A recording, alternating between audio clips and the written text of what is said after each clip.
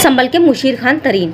पूर्व प्रत्याशी विधानसभा कांग्रेस पार्टी से मुशीर खान तरीन ने पूरी देश की जनता को स्वतंत्र दिवस की हार्दिक शुभकामनाएं और आने वाली रक्षाबंधन की भी सभी बहनों और भाइयों को हार्दिक शुभकामनाएं दी और कहा कि ये एक बहुत ही पवित्र त्यौहार है। ये बहन भाई के प्यार को और गहरा करता है। तो वहीं आगे जानकारी देते हुए कहा कि ये सावन का पवित्र माह चल रहा है, जिसमें काफी सालों बाद 9 सोमवार पड़े हैं। इस मौके पर जितने भी मेरे हिंदू भाई जल लेकर आ रहे हैं, मैं उन्हें और समस्त नगरवासियों को सावन के पवित्र महीने की हार्दिक शुभकामनाएं देता हूं, जिसमें शासन और प्रशासन का पूरा सहयोग रहता है। और मैं फिर से एक बार 15 अगस्त की बहुत हार्दिक शुभकामनाएं देता हूं और सारे त्योहार गंगा जमुना तहजीब के साथ मनाने चाहिए। नफरत के बाजार में मोहब्बत की दुकान होनी चाहिए। स्वतंत्रता दिवस बहुत ही अच्छा पवित्र आज़ादी का महोत्सव है। इस महोत्सव को बहुत ही जश्न के साथ, बहुत ही प्यार मोहब्बत के साथ और सबको मिल बैठकर मनाना चाहिए, क्योंकि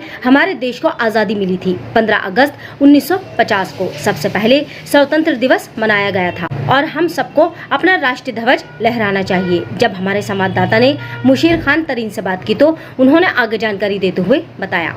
मानव अधिकार इंडिया न्यूज से नदीम खान के साथ आसिम खान की रिपोर्ट। मुशीर तरीन खान जी, आज हम आपके कार्यालय पर पहुंचे हैं। अब आने वाली 15 अगस्त के लिए आप देश की जनता को क्या संदेश देंगे? सबसे पहले तो मेरी तरफ से और कांग्रेस पार्टी की तरफ से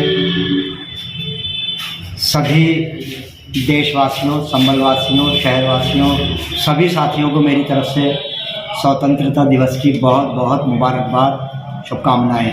इस बार जो स्वतंत्रता दिवस मनाया जा रहा है वो हमारे देश को आज़ाद हुए 76 साल हो चुके, 77वीं वर्षगांठ ये मनाई जा रही है। इस अवसर पर मैं सभी साथियों से, देशवासियों से ये कहना चाहूँगा कि हमारे मुल्क को आज़ाद कराने में हज़ारों लोगों ने अपनी कुर्बानियाँ दी। वो भी किसी माँ के सपूत थे जिन्होंने अपनी कुर्बानियाँ देकर इस देश को आज़ाद कराया। हमें देश यूं ही नहीं मिल गया। इस देश को आज़ाद कराने में बहुत कुर्बानियाँ भी दी गई और जेलें भी काटी। अपने खून पसीने से सींच कर इस देश को आज़ाद करवाया है।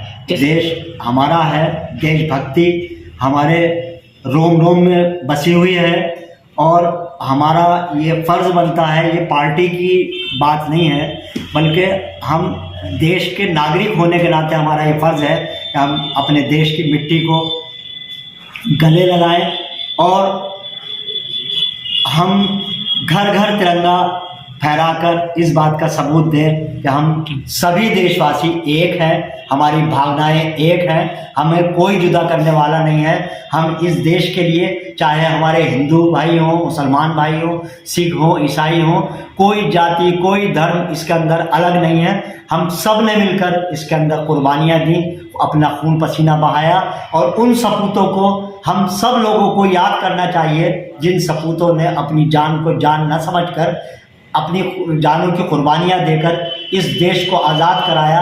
उन सारे सपूतों को हम सलाम करते हैं और उन माओं को सलाम करते हैं जिन्होंने ऐसे सपूत जने, ऐसे सपूत पैदा किए, जिन्होंने हमारे देश को आज़ाद कराया। आज़ादी मिलने के बाद हम आज जो बैठे हुए हैं वो उन्हीं का सरमाया है, उनका एहसानमंद हम भी हमेशा रहेंगे। हमारा देश उन सपूतों का हमेशा आभारी रहेगा, एहसानमंद रहेगा। ये एहसान हम कभी उन सपूतों का नहीं उतार पाएंगे। मेरी आप लोगों से यही विनती है, यही दरख्वास्त है कि हम लोग सब एकजुट होकर जो नफरती जहर बोने की कोशिश कर रहे हैं, जो देश में माहौल ख़राब करने की कोशिश कर रहे हैं, हम उनके मंसूबों को कामयाब न होने दें। हम सब भाई हैं, हिंदू, मुसलमान, सिख, ईसाई, हम सब आपस में हैं, भाई भाई। प्यार का संदेश हमें देना है। जिस तरीके से हम एक दूसरे के साथ अभी तक ज़िंदगी गुजारते चले आए हैं, एक दूसरे के बगैर हम लोग अपनी ज़िंदगी को गुजार नहीं सकते, उसी तरीके का प्यार मोहब्बत हम लोग दिखाएंगे। उसी प्यार मोहब्बत के साथ हम लोग रहते चले आए हैं और रहते चले आएंगे। मैं आप लोगों से यही विनती करता हूँ कि हम सब आपस में भाई भाई बनकर रहें, नफ़रतों को दूर करें और मोहब्बतों का जो सरमाया है उसे हम लुटाएं, एक दूसरे के ऊपर मोहब्बतें कुर्बान करें।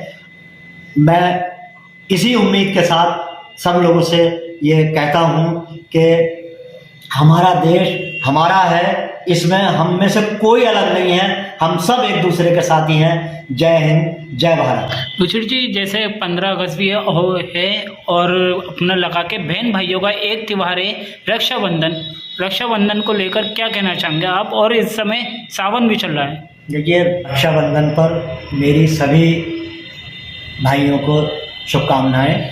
और ये त्यौहार बहुत पवित्र माना जाता है, भाई बहन के रिश्ते को और मजबूती देता है और बहनें भाइयों को अपने राखी बांधती हैं। भाई इसमें बहन का मुंह मीठा करवाते हैं या उन्हें कुछ तोहफा देते हैं। तो इसी तरीके से दूसरा कांवड़ का त्यौहार है। कांवड़ यात्रा करने वाले लोग जो हैं वो अपना जल लेकर आते हैं, उनको भी मेरी तरफ से बहुत बहुत शुभकामनाएँ। और ये सावन का महीना चल रहा है, सावन के महीने में जो आप लोग कांवड़ लाए हैं उनका मैं उम्मीद करता हूँ जिस तरीके से सुकून माहौल में कांवड़ यात्रा निकाली गई है, आगे भी पूरी तरीके से पूरे सुकून के साथ में आप यात्रा निकालेंगे।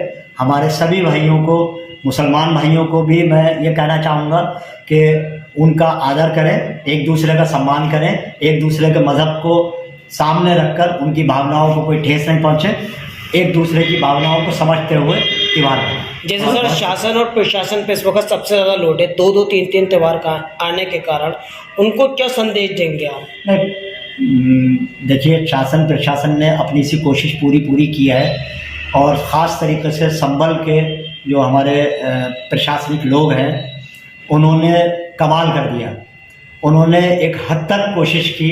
अभी मुहर्रम का त्यौहार गुज़रा है और हम लोग पूरा उसके अंदर हम घूमे, हमने देखा, गांव गए, शहर के हर कोने पे हम घूमे, सारे प्रोग्राम हमने देखे, पुलिस की व्यवस्था देखी, कमाल की व्यवस्था इन लोगों ने की।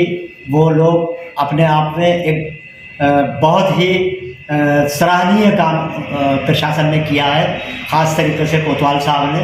तो सभी कोतवालों ने बहुत अच्छा काम किया। एसपी साहब ने, डीएम साहब ने जो भी कार्य किए हैं ये अपने आप में एक बहुत अजूबे काम हुए हैं और यहाँ पर कोई भी किसी किस्म की कोई अप्रिय घटना नहीं हुई।